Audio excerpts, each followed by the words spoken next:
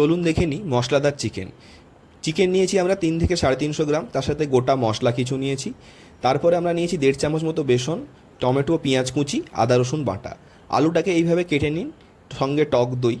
একটা কড়াইতে সর্ষের তেল নিন, তেল নিয়ে তারপরে সমস্ত মশলা ওতে দিয়ে দিন। একটু ভাজা হয়ে গেলে দিয়ে দিন পেঁয়াজটা। পেঁয়াজটা একটু লাল লাল হয়ে গেলে আদা রসুন বাটাটা দিয়ে 3-4 মিনিট ভালো করে কষিয়ে নিন। তারপরে দিয়ে দিন টমেটোগুলো। তারপরে একে একে হলুদ গুঁড়ো, নুন, কাশ্মীরি লঙ্কার গুঁড়ো, জিরে, ধনে আর মৌরি গুঁড়ো দিয়ে একটু কষিয়ে নিয়ে বেসনটা দিয়ে দিন।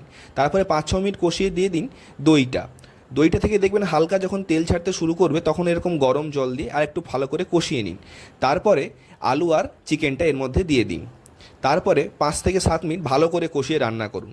তারপরে আরও খানিকটা গরম জল দিয়ে ঢাকা দিয়ে 10 থেকে 12 মিনিট রান্না করলেই দেখবেন হয়ে গেছে। নামানোর আগে কসুরি মেথি, চিকেন মশলা দিয়ে ভালো করে মাখিয়ে নিয়ে নামিয়ে নিন। তারপরে ভাত কিংবা পোলাও যার সাথে খুশি খান, দারুণ লাগবে। ভালো।